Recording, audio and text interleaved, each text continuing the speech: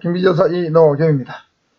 이번 시간에는 이제 6장 마무리하면서 각종 응급조치 중에서 약간 헷갈릴 만한 거 있죠. 비슷한 거, 또 비교 정리하는 시간 한번 가져보도록 하겠습니다.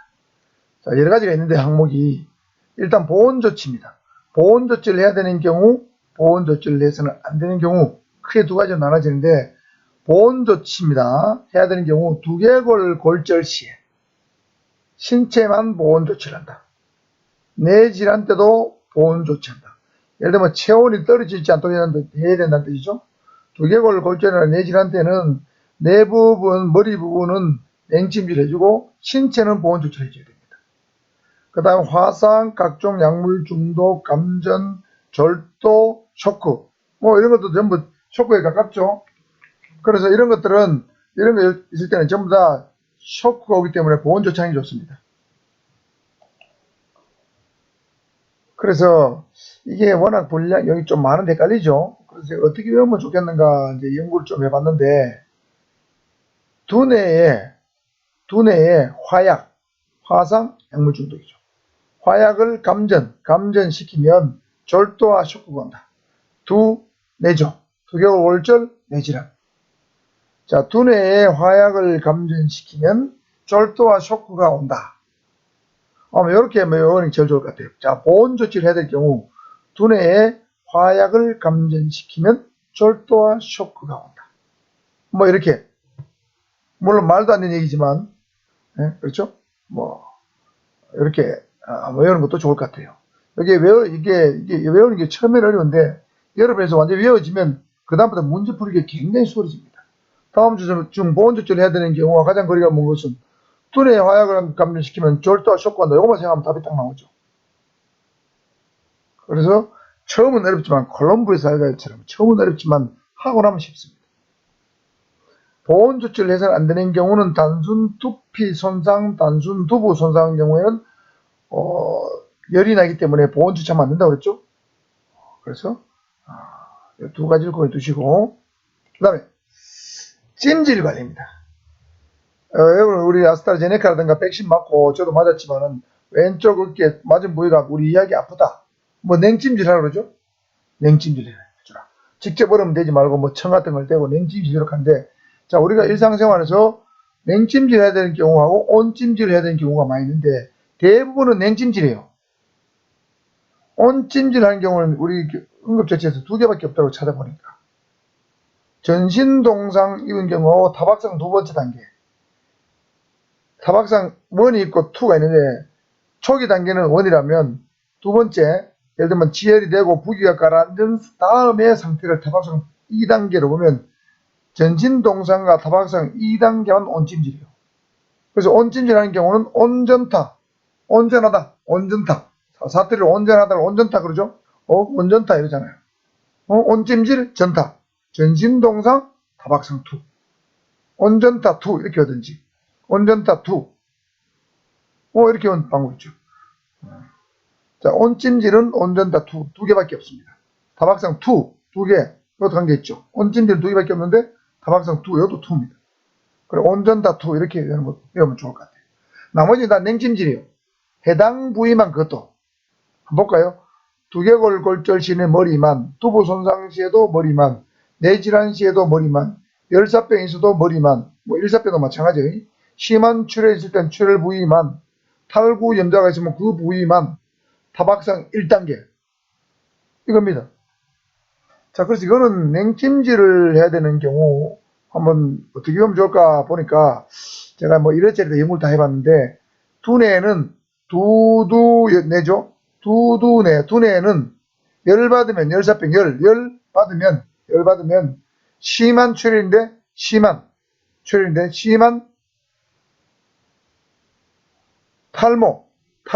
탈모인데, 탈모와 염자.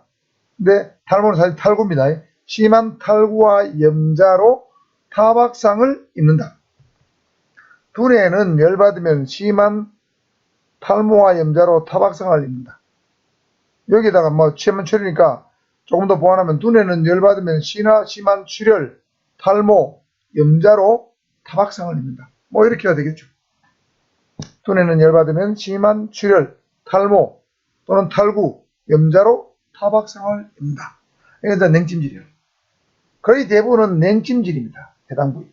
온찜질 2개밖에 없죠. 온전타 2밖에 없습니다. 이렇게 한번 찜질방에서 꿈을 두시고. 자, 머리를 올려줘야 되는 경우, 내려야 되는 경우. 이것도 대부분은 머리를 올려줘야 됩니다. 머리를 내려줘야 되는 경우 하나밖에 없어요. 절도를 예방할 목적으로. 절도가 되기 전에는 어지럽고 비틀거리고 막 약간 구역질을 하는 수도 있습니다. 그럴 때는 빨리 양 무릎 사이로 머리를 집어넣어서 머리를 낮춰주라고 그랬죠? 그래서 뇌에 산소가 많이 공급되게 해줘야 됩니다. 여기에 머리를 내려줘야 되는 경우요. 절도 예방. 절도 한 다음에 응급처치는 아니고 절도하기 전에 예방 목적입니다. 나머지 다 머리 올려주는 거예요. 주로 머리 올려주는 경우는 여러분 뇌질환이죠. 뇌졸중, 뇌출혈, 뇌일혈, 뇌경색, 각종 뇌질환에 관한 쇼크가 왔다. 그 다음에 열사병이 걸렸다. 그 다음에 얼굴이 붉은 환자다. 이럴 때는 머리 어깨를 같이 올려줍니다. 그 다음에 심한 부상을 입었다. 자, 이럴 때는 머리를 올려줘야 됩니다. 자, 뇌질환, 열사병, 그 다음에 얼굴이 붉은 환자와 심한 부상자. 쇼크 공부할 때 됐었죠. 심한 부상자나 뇌 관련 질환자는 머리를 올려준다. 자, 응급처치는 쇼크에서는 일방적으로 다리만 올려주지만 쇼크에서는 예를 들면 심한 부상자나 뇌 질환자는 머리 부분을 올려준다고 되어 있었죠. 쇼크 부분에서도 달았어요. 그죠? 자, 그래서 요거는 외우기가 좀 만만찮아요. 머리 올려줘야 되는 경우. 그래서 머리를 내려줘야 되는 경우 한 가지만 외워두면 나머지는 머리 올려줘야 되는 경우인데 심내열렬이죠. 심내열렬. 참 외우기 어렵습니다. 그래서 이거는 심한 부상, 뇌질환, 열사병, 얼굴이 붉은 환자. 이렇게 해서 한번 외워두시고. 자, 다리만 올려져 있는 경우는 각종 쇼크시죠. 일반적인 쇼크에서는 다리만 올려준다고 했습니다. 일반적인 쇼크입니다. 물론 쇼크에서는 응급처치는 5가지 방법이 있었지만 일반적인 경우는 다리만 올려준다. 그 다음에 절도했을 때 다리만 올려준다. 그래서 머리 쪽으로 약간 혈액이 자연스럽게 좀 많이 흐르도록 다리만 올려준다. 쇼절입니다. 쇼절. 다리만 올려준다. 쇼절입니다. 자, 온몸을 수평으로 똑바로 눕혀야 되는 경우입니다. 머리부터 발끝까지. 머리에서 발끝까지. 교통사고 환자, 경추, 흉추, 요추 손상이 의심될 때 무조건 수평을 눕히라고 했죠. 그 다음에 다리가 골절되는 데, 두개골 골절, 다리가 골절되는 자, 온몸 수평이죠. 자, 그래서 수평을 해주는 경우는 제가 연구 생각을 해보니까 수평교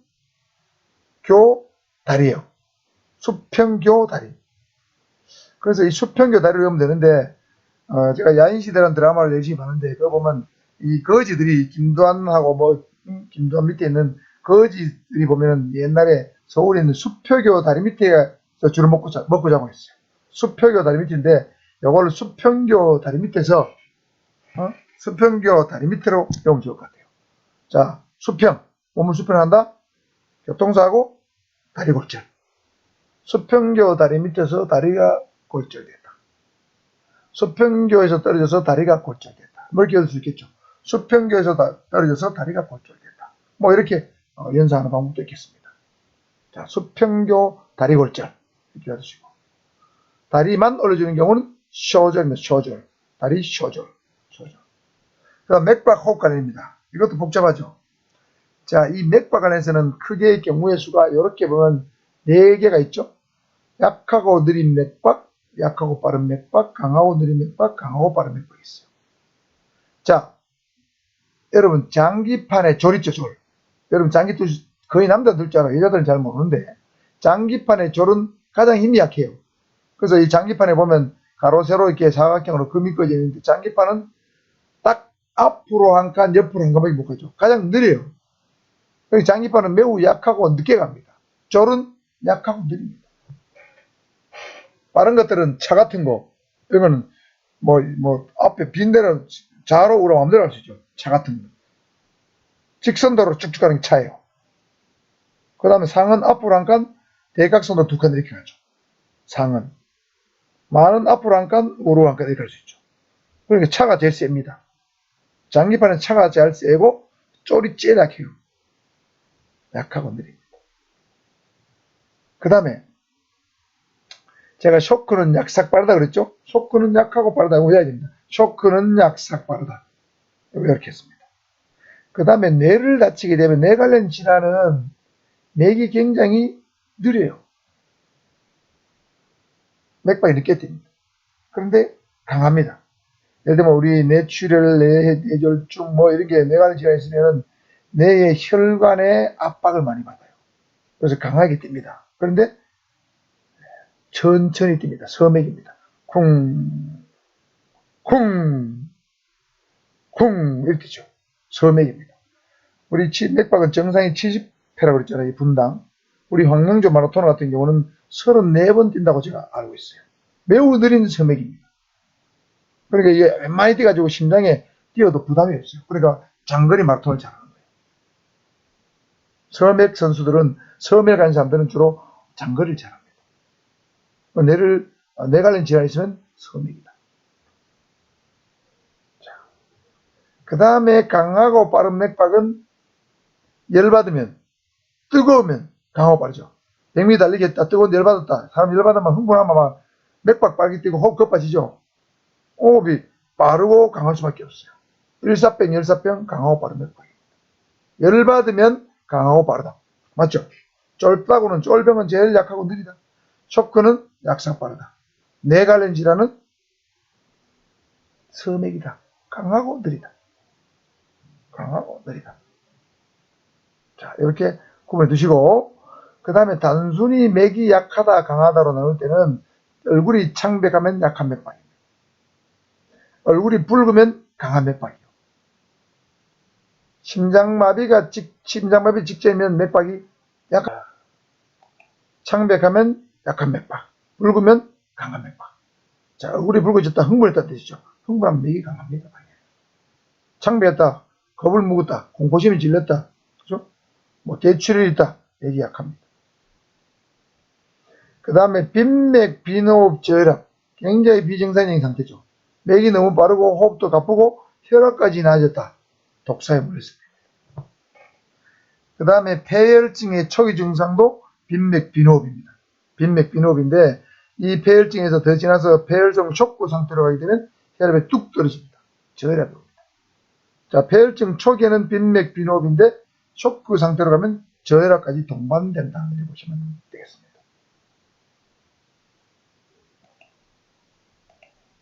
그 다음에 동공 관련입니다. 자, 확대, 축소, 상위가 있죠? 자, 그래서 의식장애나 심장마비는 동공이 확대된다고 그랬죠? 그래서 의심은 확대되기 마련이다. 이렇게 보십시오. 의심은 동공이 확대되기 마련이다. 눈을 반짝반짝 하면서, 동공이 확대된다. 동공이 줄어드는 경우는 주로 각종 중독과 중추신경장애예요. 또는 손상입니다. 그래서 요 지읒, 중독 지으시고, 중추신경도 지읒, 중도 지으시죠? 중이잖아요. 지으시죠? 지읒 다음에는 축소입니다. 지으시죠? 지읒. 여러분, 기억니은, 디귿리을, 미음벽, 시읒, 이응, 지읒 다음에 치읒이죠. 지읒 다음은 치읒이다. 아, 요 중독, 중추, 축소구나. 여러분, 보시면 좋은 것 같아요. 안 헷갈리죠? 각종 뇌질환, 뇌손상은 동공의 크기가 서로 다릅니다. 그리고 빛의 반응이 없어요. 특히 시신경이 손상됐을 때는 빛의 반응이 없다. 눈을 깜빡거리지 않는다는 거죠. 여러분, 빛에 후라시로 눈을 비추면은 본능적으로 눈이 깜빡거려야 돼요. 그런데 뇌 손상이 있거나 시신경이 손상되면 반응이 없다. 사지의 움직임 통증 관련해서 정리해보면, 자, 경추는 목뼈가 손상되면 팔다리를 다 못쓰게 되거나 제한됩니다. 아픕니다. 손끝, 발끝이 막 뭔가 내 뜻대로 잘 안 돼. 우리 이야기 아프기도 하고 막 열감이 있기도 하고 그렇습니다. 굉장히 불편해요. 흉추, 요추 손상이 있게 되면 다리만 뭔가 문제가 있어요. 그래서 보통 흉추나 요추 손상이 있게 되거나 디스크가 있거나 척추관 협착이 있게 되면 엉덩이 좌측이든 우측이든 뭔가 뻔하면 아픕니다. 그래 마사지하고 벨트 다 하고 하다 그게 좀 상태가 심해지면 서서히 다리를 타고 내려가요. 내려가면서 다리에 통증이 일반하다가 심하면 저 발바닥, 발끝까지 뭔가 통증이 있습니다. 마음대로 안 돼요. 걷는 것도 힘들어집니다. 그러니까 척추관 협착이라든가 이런 사람들 보니까 걸음을 처음에 초기 5분, 10분 걷는 게 굉장히 힘들어요. 근데 좀 많이 걸으면 약간 적응이 돼서 조금 더 걸어요. 그래도 오래 못 걷습니다. 힘들었어. 그러니까 여러분 경추, 흉추, 요추 관리 잘해야 됩니다. 이런 걸 흉추, 요추 관리는 여러분 같은 자세로 오래 있는 거 좋지 않습니다. TV 같은 걸 본다, 삐딱하게 본다, 컴퓨터 한다고 너무 막 의자 끝에 앉아 걸쳐 있다, 아니면 뭐 TV 본다고 침대 비스듬하게 누워가지고 소파에 비스듬 누워 있다 그러면 허리에 굉장히 부담 많이 가요. 그래서 같은 자세를 오래 유지하면 좋지 않습니다. 자세를 자주 바꿔줘야 돼요. 그 다음에 목 같은 거는 여러분 누워서 편안하게 좌우로 앞뒤로 천천히 자주 돌려줘야 됩니다. 요즘 휴대폰 같은 걸 많이 보면서 이게 거북목이 많죠? 이 경추가 목 뒤부분 튀어나온 거예요. 이만 앞으로 나오고 목뼈는 뒤로 나오고 이게 거북목이죠. 이게 제가 지금 요즘 젊은 친구들은 이 거북목이 너무 많아요. 이 경추 손상입니다. 아직 나이 들면 이거 아주 자칫하면 사지 못 쓰게 됩니다. 그래서 휴대폰을 보더라도 뭐 한 10분, 20분 보고는 목을 좀 풀어주고 목 근육을 풀어주고 뼈를 풀어주고 또 다시 보고 이렇게 해야 됩니다. 그 다음에 신경 손상은 여러분 신경은 명령의 전달 통로라고 그랬잖아요. 그러니까 뭐 내가 뭘 집어라 발가락 움직여도 못 움직입니다. 사지가 안 움직입니다. 의식이 있어도 제 맘대로 안 돼요. 내 몸이 아닙니다. 신경 손상들. 그 다음에 척수는 내척수가 있고 척추뼈 안에 있는 척수가 있죠. 이건 주로 통증을 느끼는 것인데 꼬집어도 통증을 느끼지 못합니다. 통증과 관계 있는 것은 척수다. 자, 이렇게 해서 6장을 마무리 짓도록 하겠습니다. 앞에 영상에서 제가 말씀드렸지만은 제 경호학 교재나 경비협법 교재를 이메일로 받고 싶은 분들은 한 건당 제가 5,000원 정도를 실비를 받고 있어요. 그래서 제 계좌로 보내시고 입금한 분의 성함하고 이메일 주소를 알려주면 제가 이메일로 여러분에게 경호학 경비협법 교재를 보내드립니다. 아마도 교재가 없어서 여러분 공부하는데 불편함이 있을 거예요. 조금 전에도 한 분이 저한테 교재를 보내달라고 저한테 연락이 왔던데 방금 보내줬습니다.